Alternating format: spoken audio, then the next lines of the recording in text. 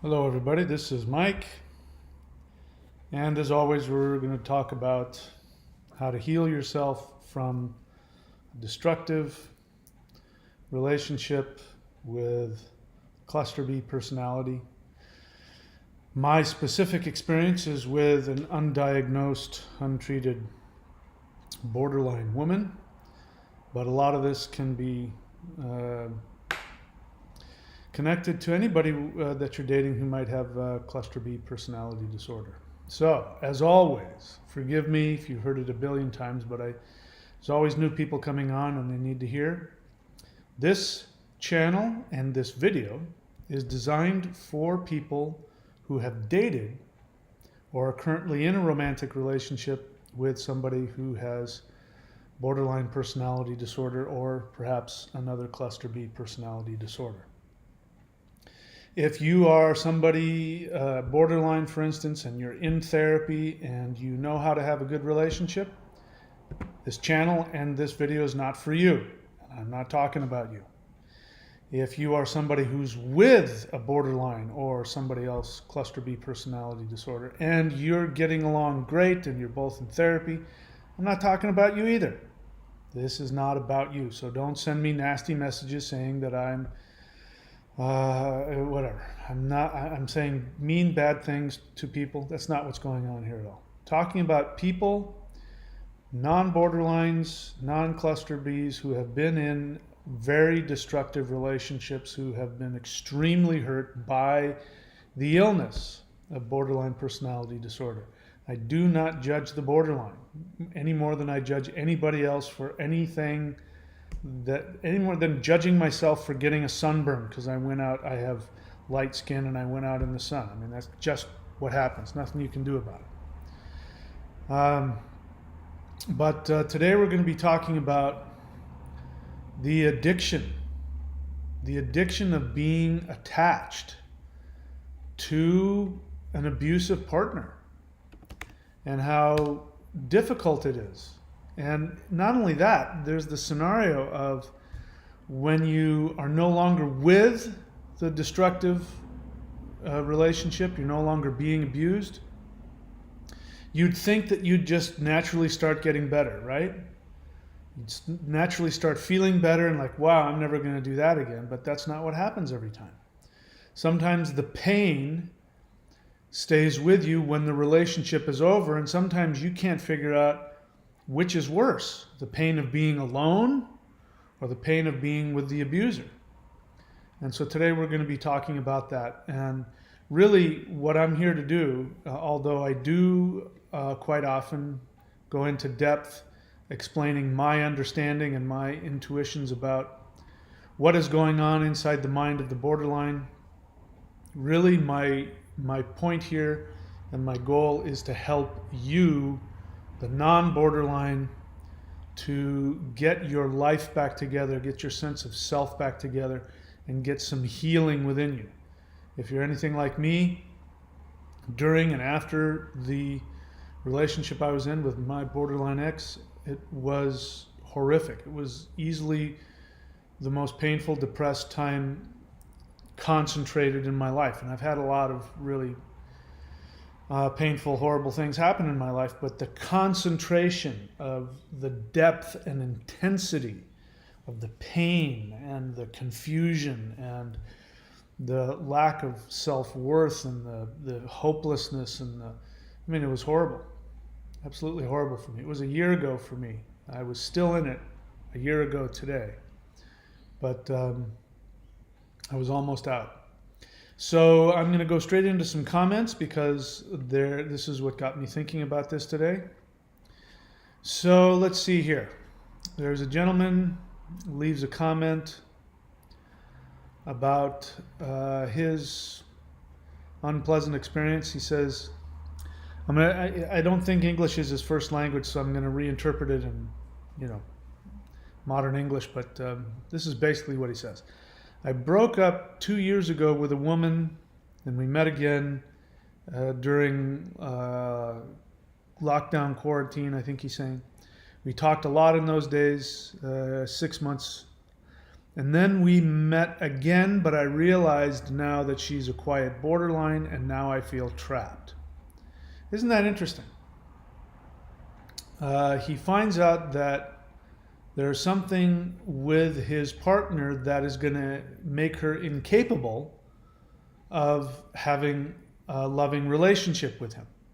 So you're working at a job, let's say, and you go there thinking you can do the job, and you find out the job is not what you thought, and you realize, hey, I don't have the skills to do it. You quit. You go to the boss and you say, hey, I thought I could do this job, but I can't. But he finds out that he's in a relationship that's not going to go anywhere, and his first response is to feel trapped.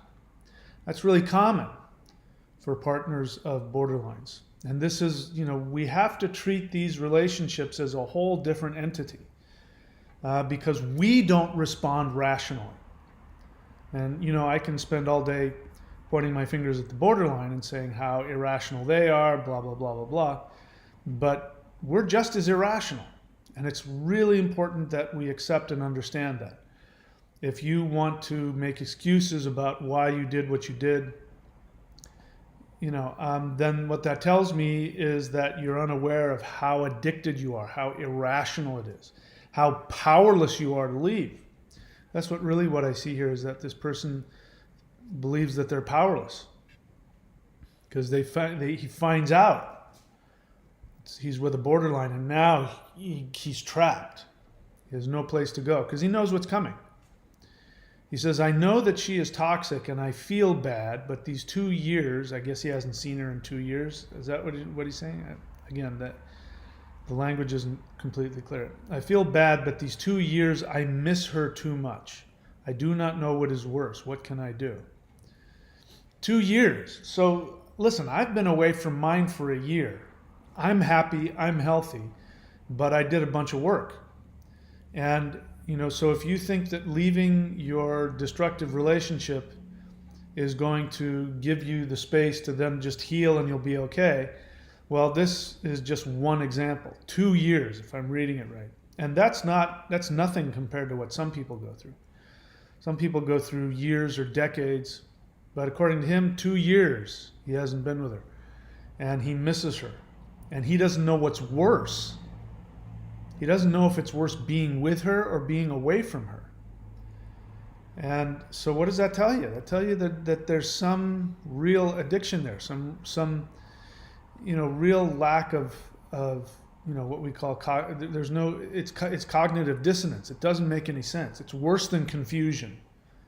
It's just absolutely worse. Cognitive dissonance is when you do things that you rationally know are a waste of time or are destructive or painful, and you can't stop yourself. And then we have the word repetition compulsion. People throw these words around: cognitive dissonance, repetition compulsion. And in my experience, although they're accurate, they're a psychologist accurate way of describing these irrational behaviors that don't make any sense.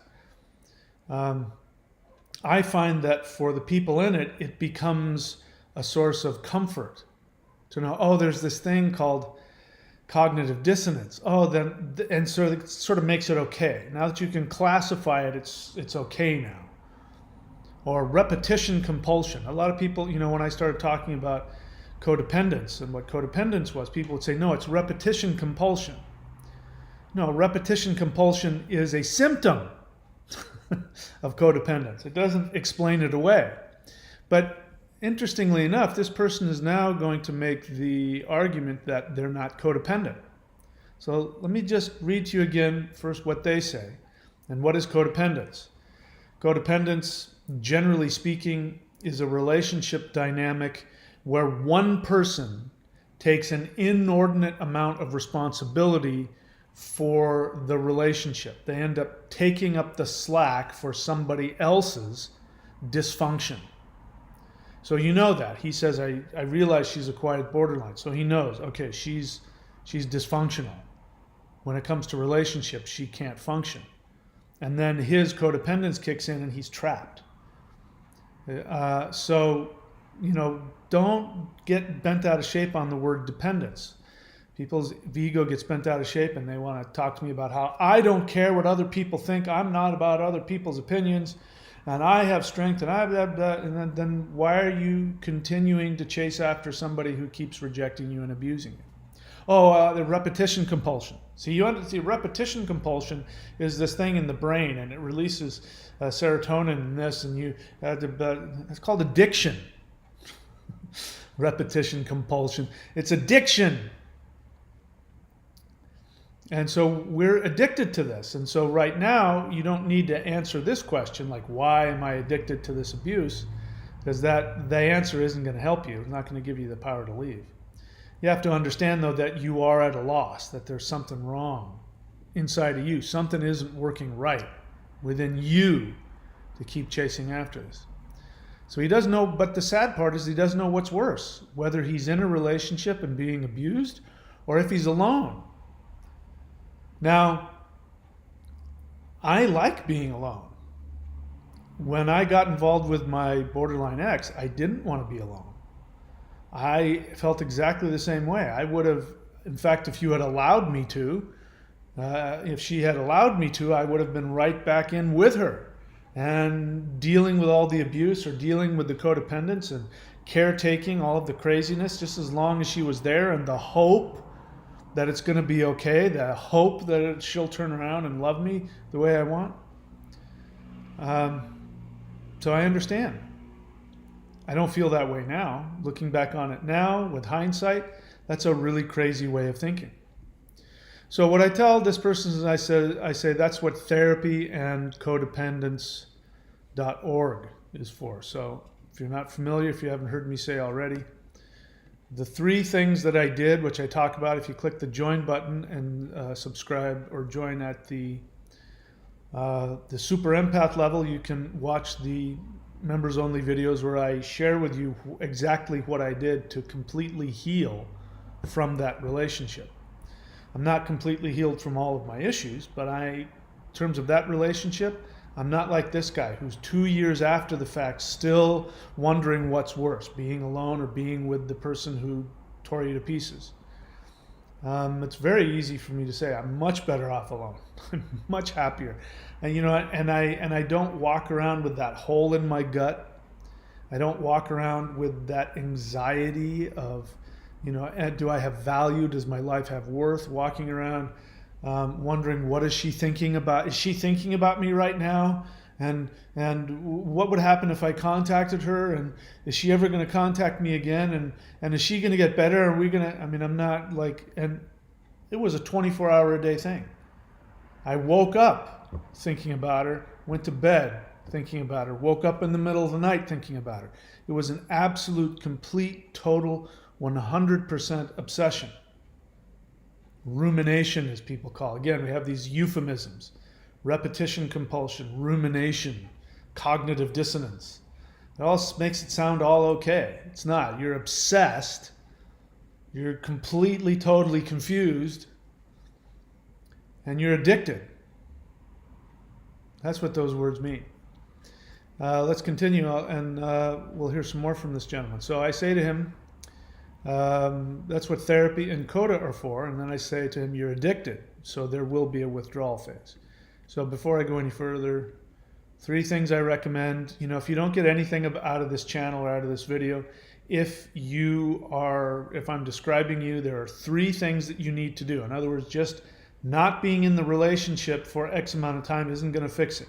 You've been infected. You're not a borderline, you're not a cluster B, but you've been infected with it, and your brain starts working like it.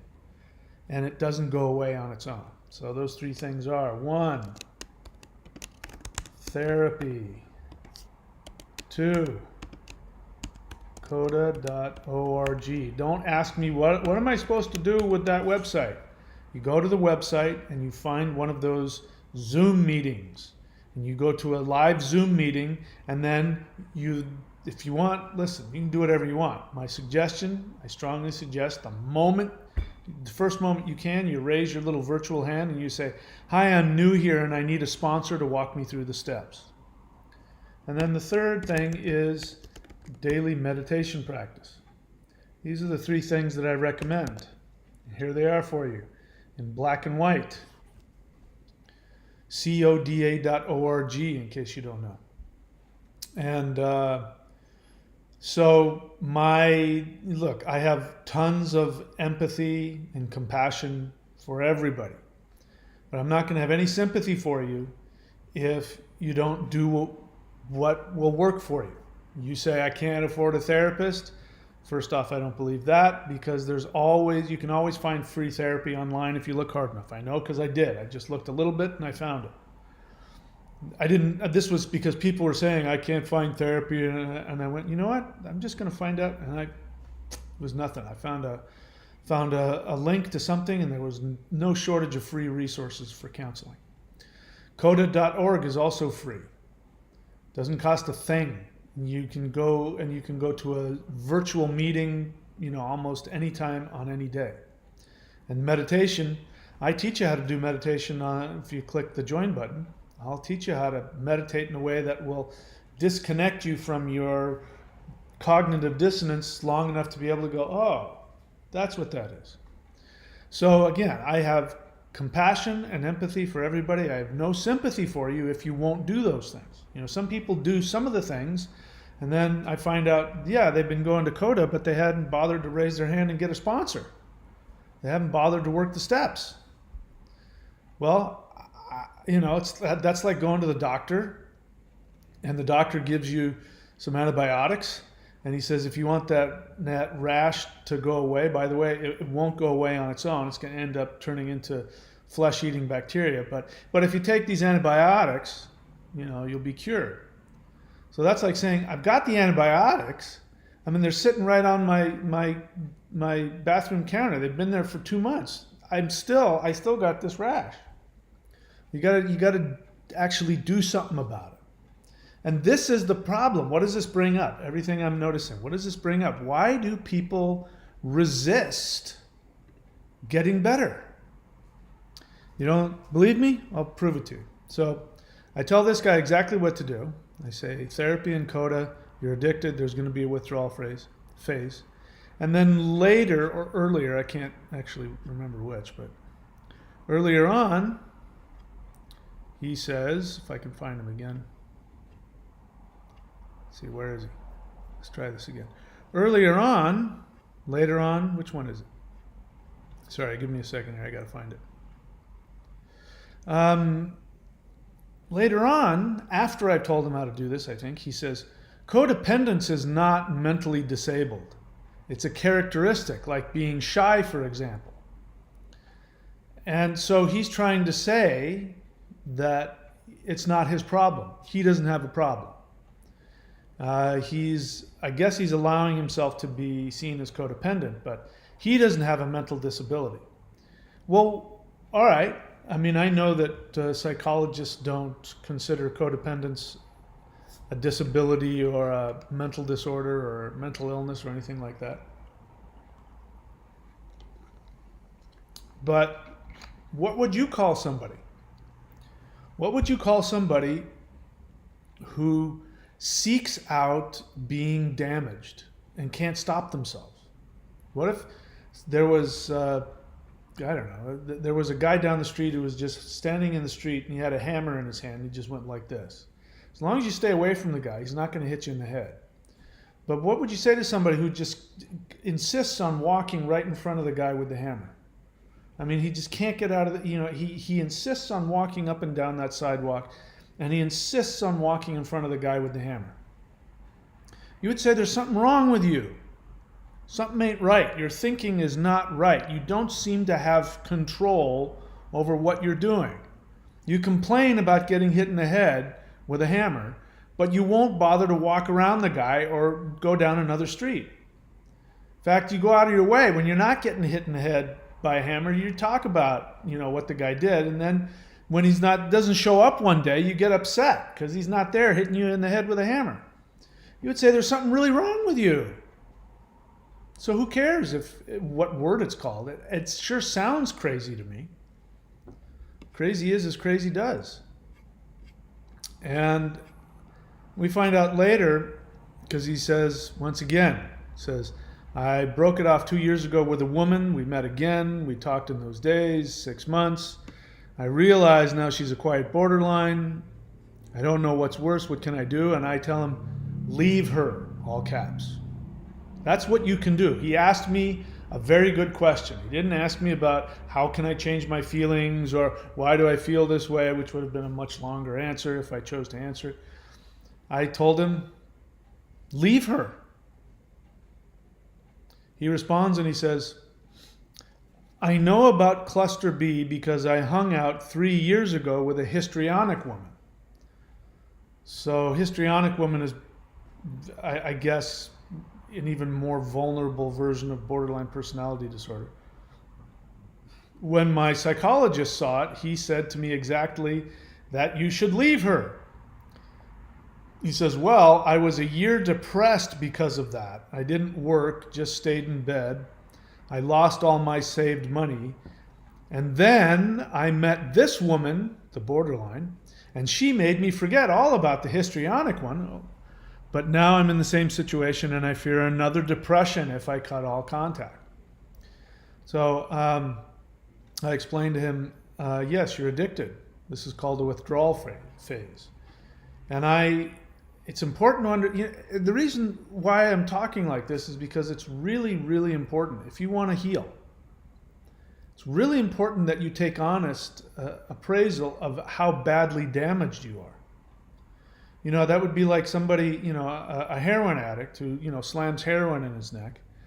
And, he's been a year off of slamming heroin and he starts talking about, I don't know, life is just so horrible without it. And I don't know which is worse. And yeah, I mean, they told me I should just stop doing heroin. But, I got depressed. I went through withdrawals afterwards.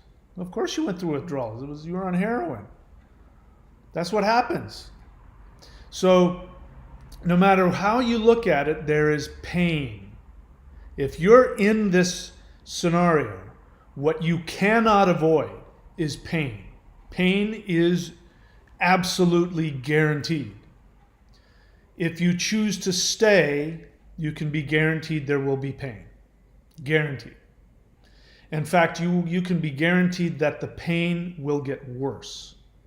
The addiction, everything that you're feeling will get worse. In fact, it will get so bad that eventually, when there's nothing left of you, you will be discarded in the worst way you can imagine. Far worse than you can even, try and think the worst possible way now. It's going to be 10 times worse when it actually happens. So pain is guaranteed. So you don't want to break up with her because you don't want to feel bad? You already feel bad. What are you avoiding? You're going to have pain if you break up with her.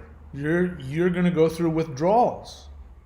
You're going to feel horrible. You're going to go through, when people go through withdrawals for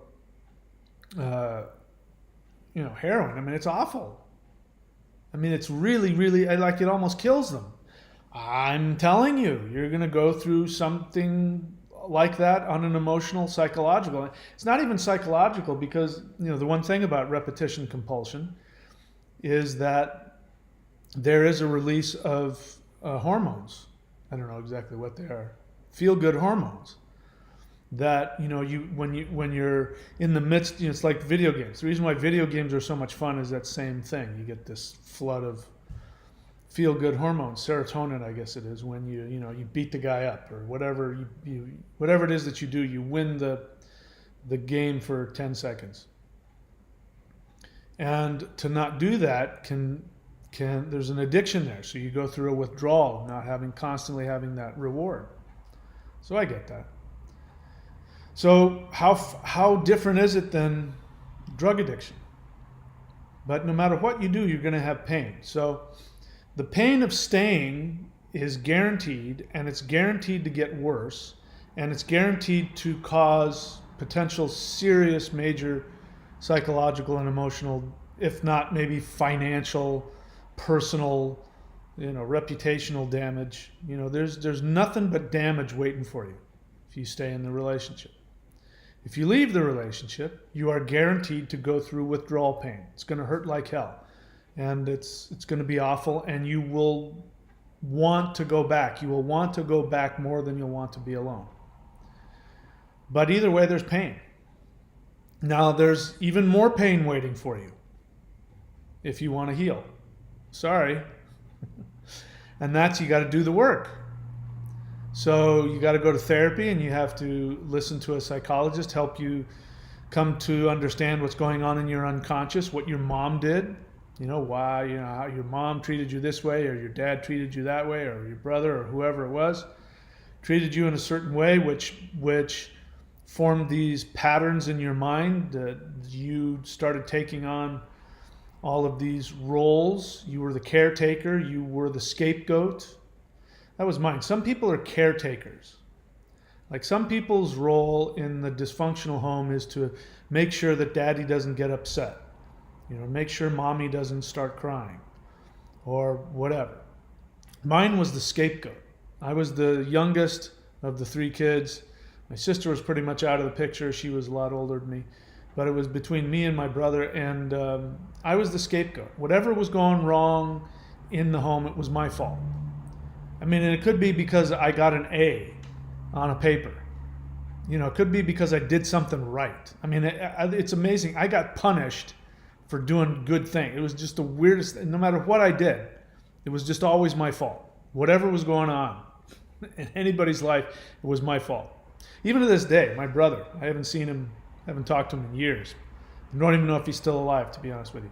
But the last time I talked to him, he was homeless, and he was sick, and he was miserable, and it was all my fault. I hadn't seen him in 10 years, but for some reason it was my fault that all that had happened to him. I mean, he's still blaming me for everything. So that was what I was programmed to be. You're programmed to be something else. You think you know what you're doing in these relationships. You think you have a choice in it. You don't. You've been programmed. And you're out there doing your job. Your job is to be the scapegoat. Your job is to be the punching bag. Your job is to be the caretaker. You're out there doing that. And on top of that, you're still trying to get your dysfunctional mother or father to love you. And you're doing that with the borderline or the narcissist who can't but gives you lots of hope. They give you all kinds of hope that they're going to love you. And I'm going to love you in just 30 seconds. If you can just wait 30 seconds, oh my God, I'm going to love you so much.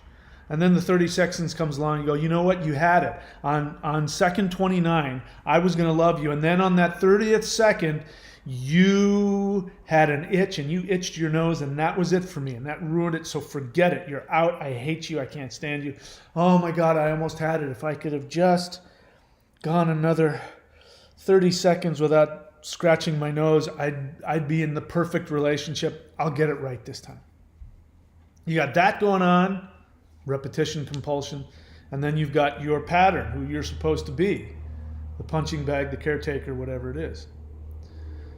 And so that's going to be really painful when you are no longer. This is what my friend here doesn't understand. Part of what he doesn't understand. There's all kinds of things going on. Because being a codependent is, it's very complicated. But part of what's going on is that one of the reasons he feels so depressed when he's not with her is because he's not doing his job. His worth comes from him being whatever it is she wants him to be, the scapegoat, the punching bag. And as long as he's doing his job, there's a part of him that says, I have value. I'm being beat up. I'm being abused. I'm being abandoned. And I'm going to get it right. I'm a mom. I'm going to get it right. I'm going to make you love me. I'm going to do it. Because it's a transactional relationship. If you're a codependent, when you were a little kid, you weren't loved for who you are. Your parents never saw you just for who you were. They saw you as somebody who had to meet their needs, whatever that was. And if you did what they wanted, how they wanted, they would reward you. So sometimes you did get rewarded. You did get rewarded for doing the thing they wanted you to do. And so they gave you love in exchange for you being the caretaker, being the bully, or whatever. I think my brother ended up taking on my mom's, especially. My brother ended up taking on my mom's unconscious rage towards me. And so he was fulfilling that. He was saying, see, Mom, look at what a good boy I am. I'm going to punish him for you. So you're not yourself. You think about it. You're feeling bad because you miss the transactional relationship of not being your true self.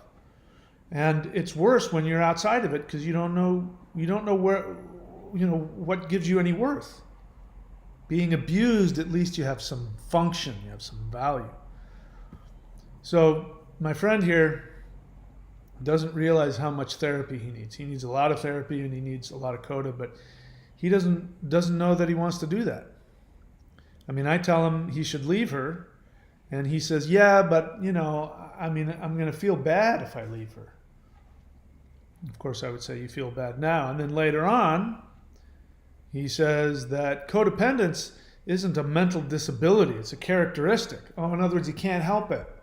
He's kind of a shy person. He's a codependent. He can't help it. So we've got to take full responsibility for our side of this thing. And we're just as crazy as whoever we think is crazy. Borderlines, I'm not calling you crazy. I'm saying people think you are. So however messed up you think the other person is, you're equally as messed up or you wouldn't be with them. You wouldn't stay with them, that's for sure. You wouldn't stay. You'd leave. All right, so I'm happy to take questions, but again, the whole point of all this is that no matter which way you go, there's pain. So trying to avoid the pain is a waste of your time. Complete waste of your time. You're going to have pain. You're in pain now. I mean, so what are you trying to avoid? You're already in pain. It's already there. Now, it doesn't matter what you do. It's going to be painful, so you might as well do the thing that's going to eventually give you some strength and some hope and some healing. And the one thing that is true about codependence that is not true about somebody who actually does have a mental illness. So my friend is right. Being a codependent isn't a mental illness. So the one thing that you have going for you that they don't is that you can actually recover. Borderlines can recover in terms of if they spend 10 years in hardcore therapy, looking at themselves and really, really, really wanting to heal and go beyond their pain. They can learn how to manage their symptoms, meaning manage their splitting. They'll still split. That's never going to stop. They'll always project. That's never going to stop. That's why it's a mental illness. If it was just a psychological issue, then you can heal from those. You can't heal from a mental illness. You can only learn how to manage it.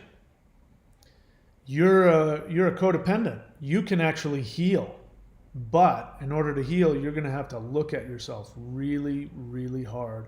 And you're going to have to go through the pain. What you're trying to avoid by being with the borderline, or the whatever cluster B you want to pick, what you are trying to avoid is the horrific sadness and anger that you have for being treated like an object. When your parents didn't love you for who you were and your job was to be the caretaker or the punching bag or the scapegoat or the secondary bully, acting out on the rage and narcissism of the parents on some other family member,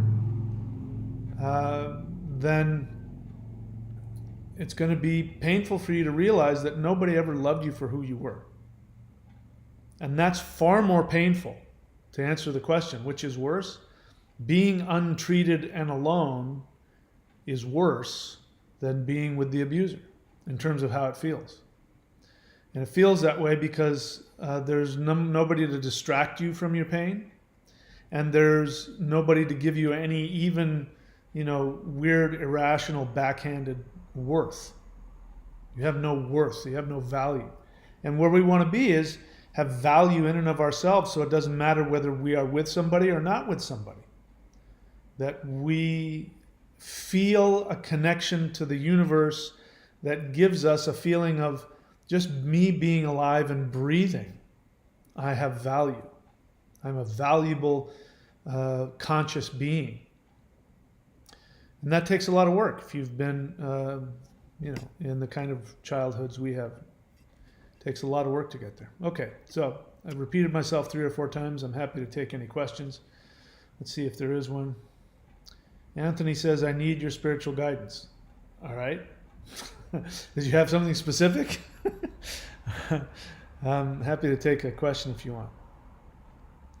Luke Friend. All right. So I don't know anything about Luke Friend. I only read 4 words. I'm already expecting, we'll see if I'm correct, an abusive.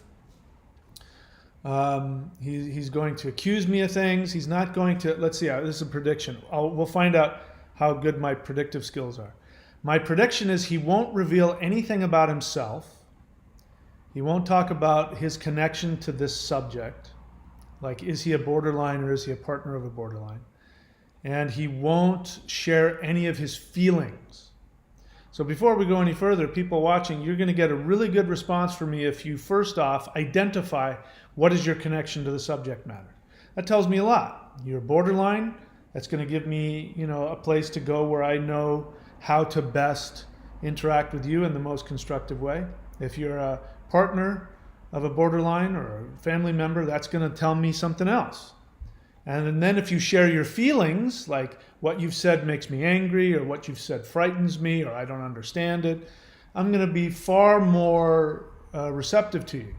But if you start attacking me, attacking my character, judging me, then it's going to make it difficult for me to do or say anything. Because the truth is, if you're doing that, it's because there's some feelings under there. And I want to help you with your feelings if I can. So let's see. Luke Friend says, how do you have so much proclaimed experience from a 2-month relationship? I never said it was a 2-month relationship. It was longer than that. You had. No one wants your sympathy. I'm not giving you my sympathy. In fact, I have no sympathy for you. I have compassion for you because I know that you wouldn't be attacking me if you weren't in some kind of pain. But so far, none of the things you've accused me of are true. What else? Like me, I thought there would be factual info, not rants. So then why are you complaining to me for the fact that you're not watching what you want to watch? You have the ability, you can click off this video and you can watch another one. And I'm quite sure you'll find exactly what you're looking for. I'm not wasting time here. Okay, bye. Don't let the door hit your ass on the way out. Thanks for stopping by. Ilanua says, I was the scapegoat too. When I was a little kid, I even made up my own terminology for it. I called myself the lightning rod. I can understand that. All right, so we only have, 13 or 14 people watching. I don't see any more questions or comments.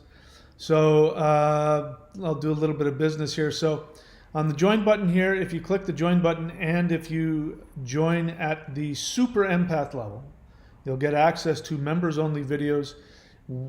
Part of what I do is I help you turn your boat back up again.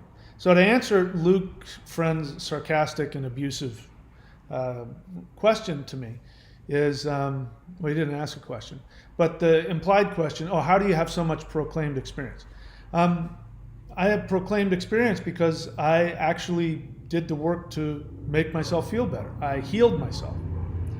So you're right, I'm not a therapist.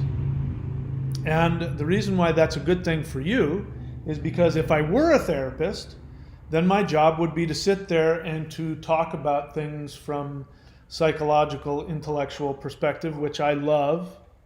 But there's a whole niche of people who have been in borderline relationships with a borderline, and they need to have somebody help them understand their feelings. So by me sharing my thoughts and my experience, they get to realize they're not alone.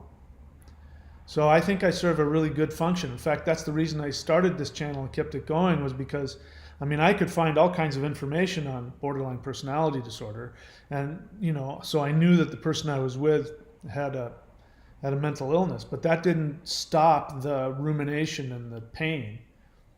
I could find plenty of channels from borderlines talking about what it's like and why they justify why they do what they do.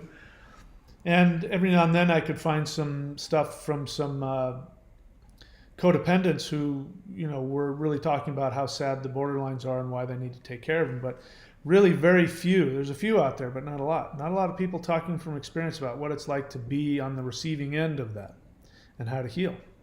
So to answer your question, that's how. That's how I have so much proclaimed experience. And whether you want my sympathy or not, I'll still give it to you. It's okay with me that you don't want it. Luke, friend, it's okay with me if you don't want my sympathy. I'll still give it to you. I'll still have compassion for you, and I'll still understand exactly why you feel the way that you do. And I'm okay enough with myself that it's okay with me if you don't like it. Your negative feelings about me are not going to take away my ability to have objective compassion and care for you.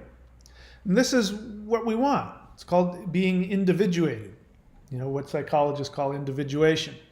This is what a healthy child goes through. The whole job of a parent is to teach the child to individuate so that the child can parent themselves. Because you've seen healthy people who had good parents and or who have done the work to look at themselves, they don't care. They don't need to drop these kinds of things. They can go onto somebody's channel and go, wow, that guy has no idea what he's talking about, but then be okay with it.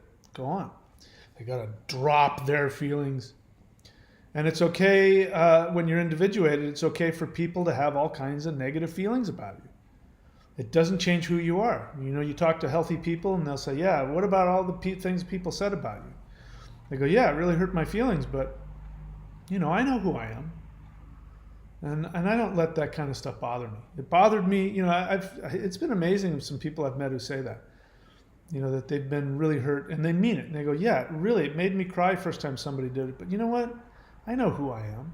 And I know, how valuable I am. And I'm not going to ever let anybody's opinion bother me again. And they pull it off. Codependent says that, but he's still, what you think about him, that's everything. If you don't see me as being the caretaker or the whatever it is, and you think something wrong about me, the codependent gets very upset about that. Codependent will chase down a relationship just because somebody doesn't see them as good. They chase after the person that doesn't like them. So I want to get that. I want everybody to like me. I forgot that woman over there. Yeah, she liked me, but she's boring. That guy, boy. That chick over there, she doesn't like me at all. I'm going to marry her. Corb Dog 21. By the way, in case it gets crowded, which it isn't now, but if it gets crowded and a lot of people are write the word question, because I'm going to look for questions first. So if you're new to my channel, that's the best way to get my attention. What advice would you have for someone who doesn't want to give up our partner? What would my advice be? My advice would be to understand that you're addicted. My advice to you would be the same advice that I would give to somebody who, as they were slamming heroin in their neck. And they say, yeah, but I don't want to give up heroin. What would your advice be to me? I don't want to give up heroin. Well, my advice would be to give it up anyway. I mean, here's the thing. You kind of know the answer to that question. What you're really not telling me, what you want to tell me, is I can't. I don't feel I can. It's not that you don't want to. Because not wanting to, I don't want to stop drinking this herbal rejuvenation original, whatever this is. This soda. It tastes really good. And it's good for me. I don't want to stop drinking it because it's good for me, so I'm not. In fact, I'm going to drink some right now just because I can. Now, if this gave me a stomach ache, but it tasted good, and I would say, I don't want to stop drinking it. You can tell by the look on my face. I do want to stop. I just can't. So what you're saying is you can't leave. You want to leave, but you can't. You're also saying you're addicted. So my advice would be, I've already given it. I'll give it again. 1, therapy. I would get my ass to a therapist ASAP and say, I'm in a relationship with a toxic borderline, and I don't want to leave. I don't feel like I can. And then or before, because usually this is easier, I would go to coda.org. I would get my virtual ass into a Zoom meeting, and I would raise my little virtual hand and I would say, I'm new here. Can somebody please walk me through the 12 steps of CODA? That's really where the healing is. And then the third thing I would do is I would do daily meditation. As I said, I teach you how to do that here. I also teach you to do it on the 90-day challenge. If you see above that, thunderwizard.com. If you poke around and find the 90-day challenge, I teach you a lot of really powerful techniques that help to overcome all of the brain chemistry involved in the addiction. That's not what I talk about there. So when I talk, what I'm talking about there is how to give yourself the life that you want and have the power to do it. But it's the same thing. You know, it's very difficult for us to do things if we don't have the power to do so. In this case, you know, when our brains are wired to punish us when we do things like separate and individuate, and it gives us some weird, you know, like drug addict reward whenever we, you know, finally get that negative person to turn around and smile at us for 10 seconds and then they hate us for another 2 years.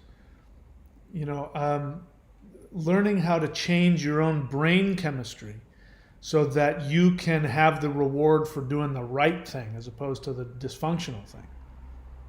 The other thing I would want to say is, again, what I was saying earlier, Corb Dog, was, I mean, if you look at it objectively, I mean, just think about it. Again, it's like the guy walking down the street and there's another guy with a hammer and he's going to smack you on the head. And you're just walking. You're just like, I don't want to walk around. I want to get hit on the head. I wish I could stop, but I just can't. And I feel bad. I mean, the guy hits me on the head and it hurts, but I feel bad if I don't let him hit me on the head. I mean, it makes him so happy. I mean, I make these extreme examples, but is it really that far off the truth? It's nuts. It's crazy. Why? Why do you want to keep doing that? I know that you do. But you know, I want you to be able to ask yourself, what's going on with me? Why would I do this to myself? Okay? All right. So those are my suggestions. And again, as I said, I'm okay with people coming onto this channel, watching one video, seeing what those 3 steps are, and then going and doing those 3 steps and never coming back and watching this channel again. You know, that's why I have empathy and I have compassion for everybody, no matter what's going on. I have compassion for the drug addict that's dying in the street. Doesn't mean I'm going to invite him in my house. You know, he's got to go and get himself to the methadone clinic. But that's on him. It's not on me. And it's on you to do whatever you can do to heal, no matter how difficult. The idea that somehow it's going to feel okay is never going to happen. I'm grateful that I had that much awareness, that when things were really bad and I became really aware of how attached I was to this dysfunctional relationship and that it was going to be really hard. I knew that I was going to have to, you know, go through withdrawals. I knew that I was going to have to wean myself away from my addiction. And I made the choice. I made the choice after, you know, the last discard that I experienced, which wouldn't have lasted for long. You know, she would have come back. And I knew she was going to come back. I'm grateful that I realized that it's only going to get worse from here, and everything in me wanted to stay. Everything in me wanted to stay or wanted to wait. And instead, I did the opposite of what everything inside of me was telling me to do, and I blocked her on my phone, and I blocked her on Facebook, and I moved, and I didn't give her my new address, and again, I don't know if she even tried to contact me again. I believe it's possible that when I broke off contact with her, I said that I'm done. This is it for me in this lifetime. I didn't yell at her. I just said, this is it. I think that we've, reached our karmic limit in this lifetime. And and I asked her, you would be doing me a favor if you would block my phone, block my Facebook and email, and that you would please never contact me again. You've hurt me more than anybody ever has, and you haven't followed through with any of your promises to me, and so I'd appreciate it if we never ever spoke again in this lifetime. Now, I wasn't being a drama queen. I wasn't like saying that to get a response out of her. I was acknowledging to myself as much to her that this is it, and we're done. But it wasn't easy. And so I understand why you don't want to give up your partner. What is my suggestion? Do exactly what I just told you that I did. Corb Dog says, I appreciate your advice. I'm not sure how objective it is. What do you mean how objective it is? My advice is not objective. What do you mean? I don't have any I don't have any agenda with you, Corb Dog. I don't care what you do or don't do. So let's get honest here. So my bullshit flag just came up. Big giant red bullshit flag just came flying up in my face. Look, if you want to keep dating her, keep dating her. If you want to make that choice, if you want to give yourself the narrative that you're choosing to do this, that this is good for you and you like it, if you want to tell yourself that, there's nothing I'm going to say. If you're addicted to her and you want to keep doing it, don't waste your time asking me what my advice is, because I'm going to tell you that.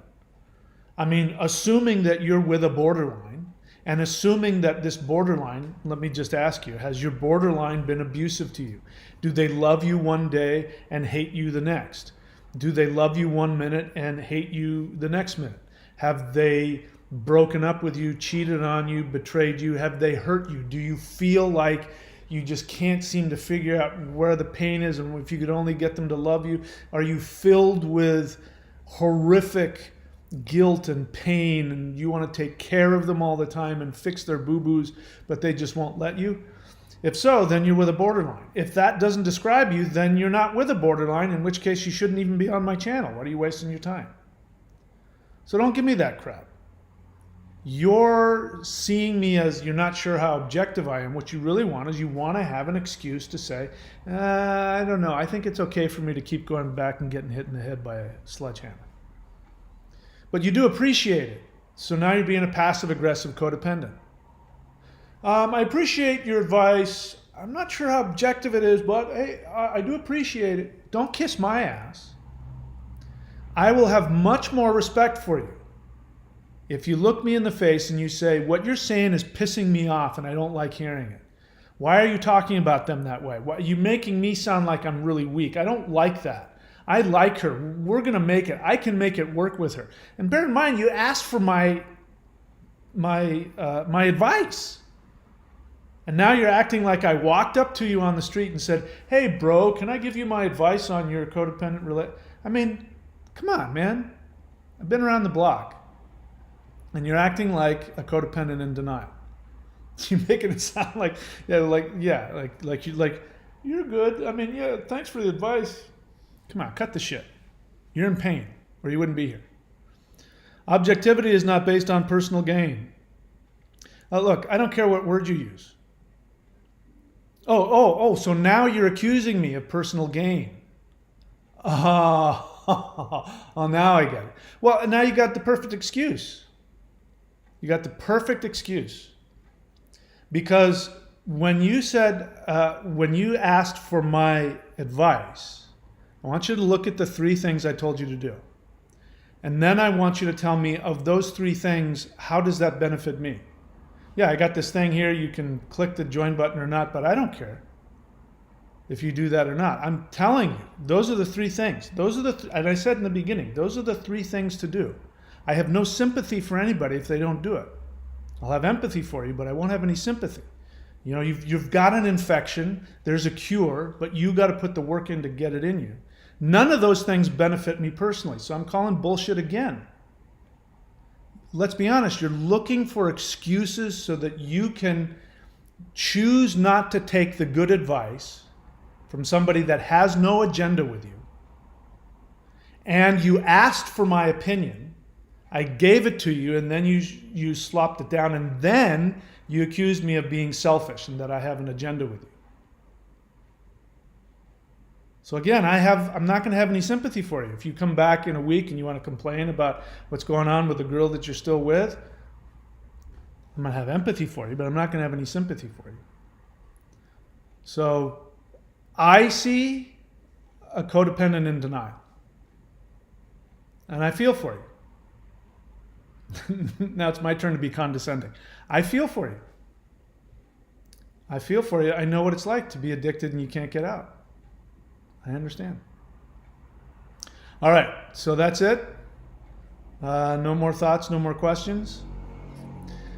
2 most important things to understand in my limited, according to Corb Dog, unobjective perspective.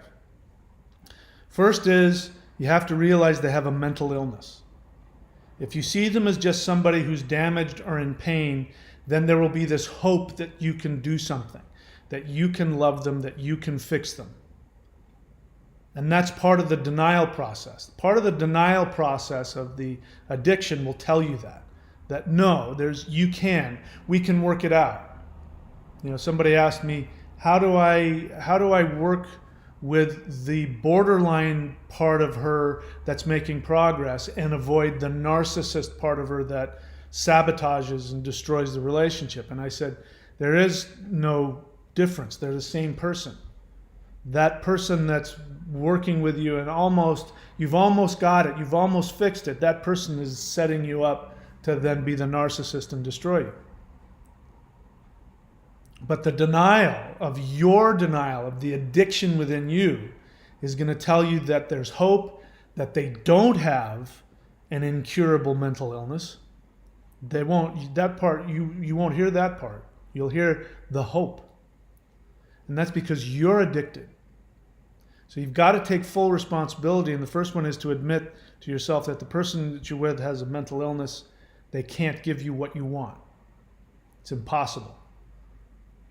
And the second one is that you're only there for your own unconscious selfishness. You think you're there because you're this unselfish. Like Corb Dog maybe doesn't understand about projection. Maybe he does. Corb Dog is projecting onto me by calling me unobjective, meaning that I have a selfish agenda. He's projecting onto me that he doesn't have one. He's putting himself he's putting on the robe of, well, I don't have any agendas. You're obviously, you have an agenda. But I thank you for the advice. It's pure projection. What he doesn't want to admit to himself is that he has a selfish agenda. Chasing after somebody that can't love him. He doesn't want her to think he has a selfish agenda. He wants her to think that he's there for her. He wants to believe he's there for her. But if he can understand that he's trying to get her to love him and that she's telling him in her behavior she can't do it, when he can accept she's incapable and that he has the right. For instance, the implied projection with Corb Dog is that I don't have the right to have a join button here, a subscription. He's implying that I don't have the right to do that, even though I'm not getting paid to be here right now, and the advice that I did give him had nothing to do with me benefiting in any way.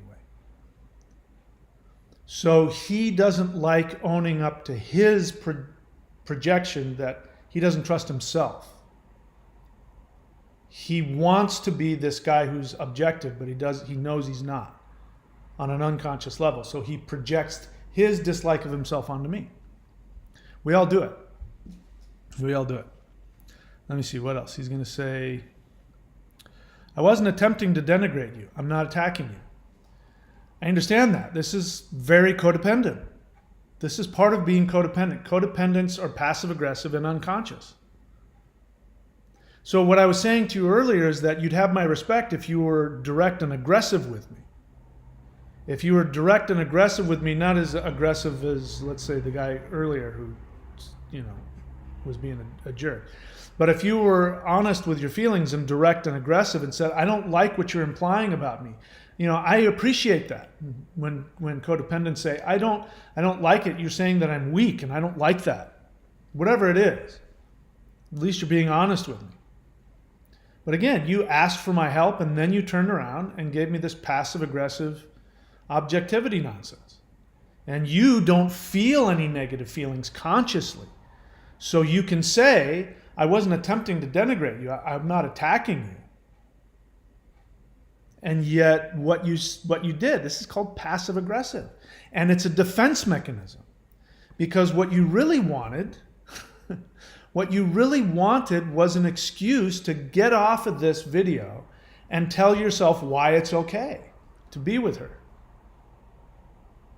Half of you wanted me to tell you the truth and the other half wanted to give you an excuse so you could stay where you were. And I'm not going to co-sign that for you. And I'm okay if you don't like me. I'm okay if you don't like me, if something about me upsets you, if you passive aggressively look down on me, if you condescend to me. I don't care what it is. I would much rather you get off of this video with a thorn in your side and you go and think about it. I mean, imagine if I just let you off the hook there. I appreciate your advice. I'm not sure how objective it is, but I do appreciate it and understand that everyone copes differently. Such a codependent. And then I turn around and I talked about the objectivity, and you say objectivity is not based on personal gain. In other words, I'm out for myself. How can you sit there and say you're not attempting to denigrate me? Those were two very condescending, passive-aggressive personal attacks against me.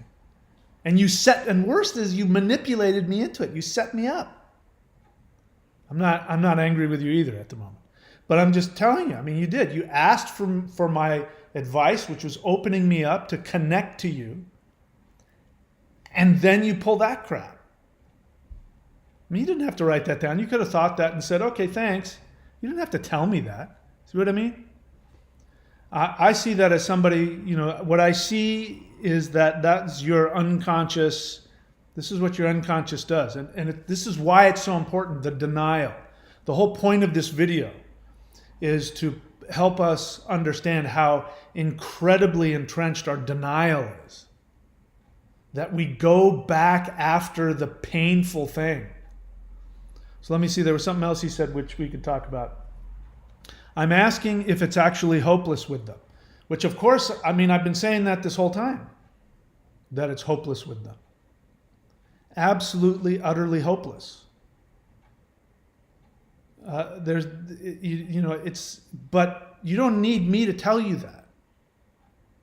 If you're on here, Corb Dog, and you've been with your borderline or whatever it is, you've obviously been hurt, abused, disappointed more than how many times? 5, 10? How many times has it been? 100? After the first or second time,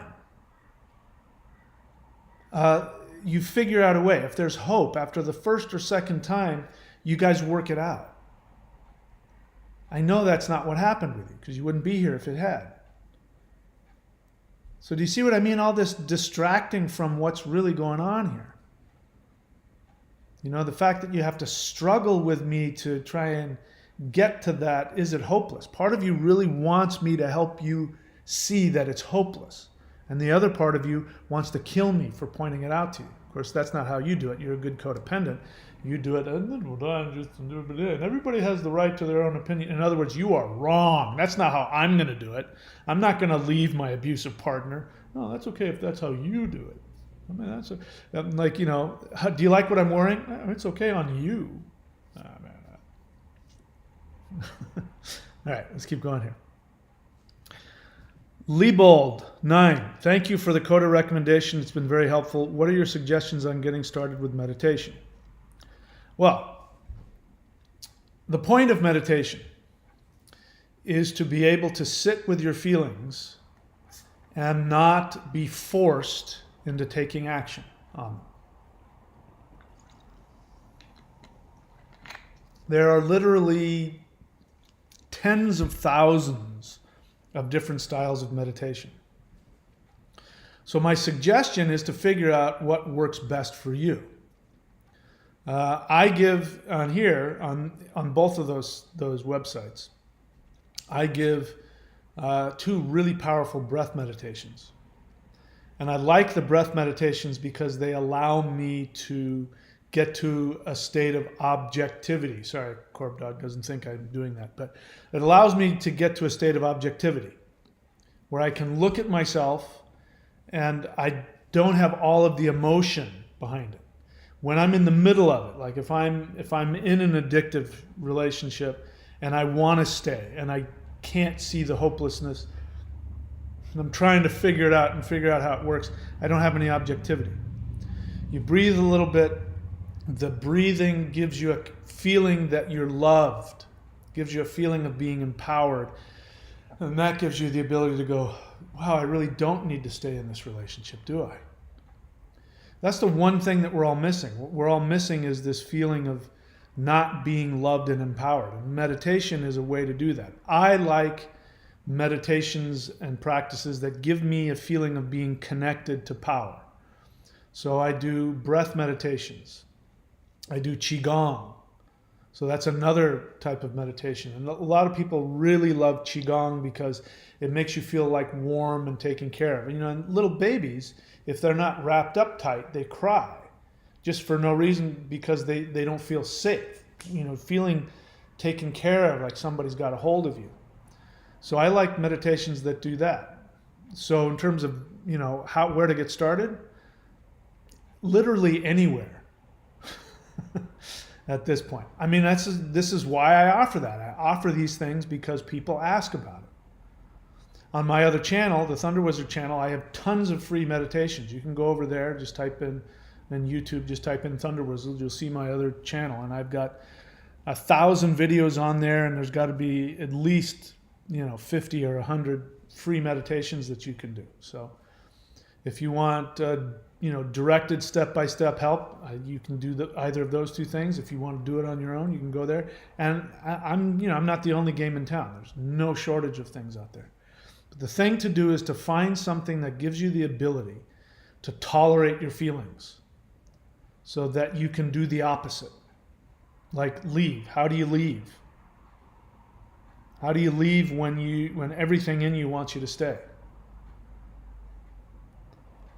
You learn to get the power to take a different action. So I hope that was helpful for you. 24 Lives asks, is every borderline different? I mean, yeah. The one thing that you need to know about what makes a borderline the same, that's what we're focusing on here. I'm not here this channel isn't for borderlines.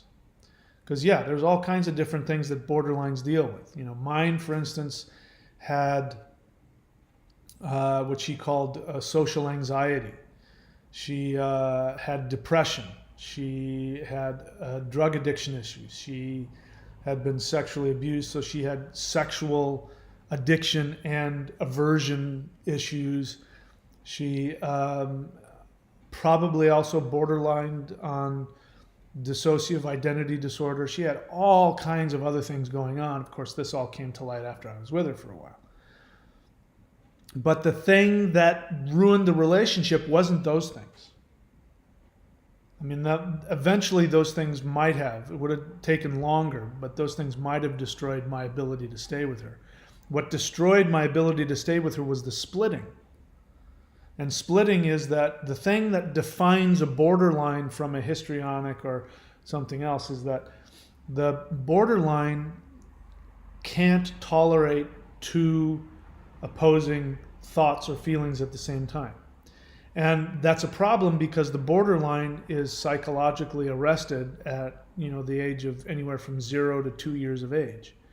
So they're emotionally, they've got the awareness of an infant. Infants either feel love or hate. They're not able to handle either one, in the middle. All adults feel love and hate all the time. But healthy, or people who don't have borderline personality disorder, have the ability to tolerate having two different feelings. You can have love and hate at the same time, or you can have hate, but you know that you love that person, and so you can tolerate that and keep going, and then of course your hate will go away and you'll love them again. The borderline has to act on every impulse that goes through them, and their impulse is either they love you or they hate you. They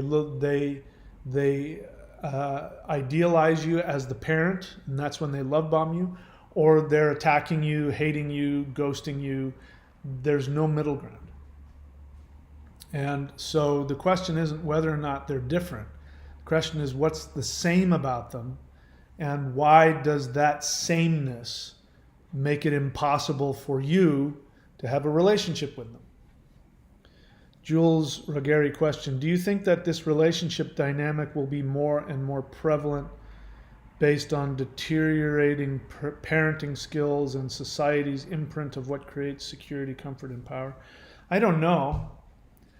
I hear your narrative, and I'm not saying it's right or wrong, but it definitely sounds like your narrative, that society is getting worse, people are getting worse.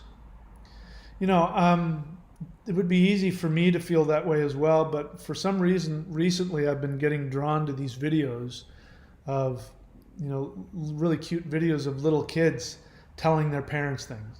Like there was one where a little kid, she must have been 4 years old, was sitting down with her mom, and it was just amazing how she was saying, "Mom, do you want to be Daddy's friend?" Okay, so Mom, you have to understand that everybody's has a different place in their heart. Like I have something in my heart right now that might be different from yours, but it's okay that I feel that way, and it's okay that you feel the way you feel. And you really need to be, see Dad as an equal. And it was like, that's a 4-year-old? It gave me so much hope. It's like that person's going to grow up to be an adult. That's amazing. And I'm watching, I guess one of the most recent cute ones was some teenage girl gave her dad, for Christmas or birthday, gave him a present, and the present was asking him to adopt her, and he broke down in tears because he loved her so much that she would ask him. It's like, oh my God, this is a family that loves each other so much that they can't be apart from each other in that beautiful way. She's going to grow up, after being, able to be loved by, a foster dad. She's going to grow up and she's going to marry some guy and treat him the way she treated her dad. So that gives me hope. I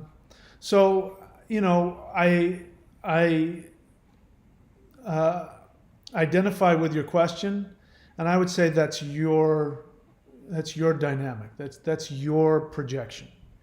And I think it would be helpful for you to, instead of see how society's falling apart and people are bad, no shortage of bad people out there, to see how you can find the good and the love, because really all of that thinking, because there's a lot of thinking there, it really has no value to you right here and right now. It doesn't help you love yourself more right now. It doesn't help you love others. It makes you more guarded and more distant. At least it would me. If I were thinking that way, and I have thought that way, it makes me more frightened and distant and mistrusting. And on my other channel, I just did a video that, what's most important about, spiritual enlightenment, prosperity, having love in your life, being good at your job. I've come to the conclusion it all boils down to having a love relationship with the universe. And in order to have a love relationship with the universe, you have to trust it. And if you don't trust the universe, you're screwed. Nothing will work. And having that trust relationship with the universe means you have to have a loving, trusting relationship with yourself. So as sad as it is, what you've just said, although I totally relate and understand, if I were to say that, it would be my projection of my lack of belief that I could learn to love, that I could learn to get better. Everything is projection. I mean, one of the most powerful lesson that borderlines give us is about projection, because that's all the borderline does. The borderline doesn't have the ability to do anything other than project. When they love you, you know, the majority of you, if you're new listening to me, what you want, part of what you want me to do is, you know, if I could tell you, hey, I figured out how to get the borderline to love bomb you 24/7. You'd be like, oh, where do I sign up for that? Except that the love bombing is not real. It's actually, they're objectifying you. And if you did have that, let's say you had that where you were love bombed 24/7, you'd like it at first. But then after a while, you would start to get resentful. You would start to feel that something was missing. You'd start to feel like it wasn't honest. You would start to feel like it wasn't genuine. You would have this, at the very least, you'd have this confusing feeling like, why do I feel so empty and alone? And she's just love bombing me. What's wrong? Because when they're love bombing you, they don't see you. It's just as hurtful when you realize that they're not seeing you as an adult human. They're seeing you as mommy and daddy. That doesn't exist. And that's why there's no difference. They're loving you or they're hating you. Your relationship is still the same. It's still as dysfunctional as ever. Because there's no real intimacy, there's no real love. So everything is projection. Okay, so Chris is talking about what they do. Yep. All right. All right, that's it for me. I don't see any more questions. Yeah, I've done my business, etc., etc. Click on the links, etc., etc. All right, Merry Christmas if you celebrate that. Happy Hanukkah, solstice, whatever the heck it is that you do. I hope you have a happy and a safe one. And I will see you guys all when I see you. All right, have a good one.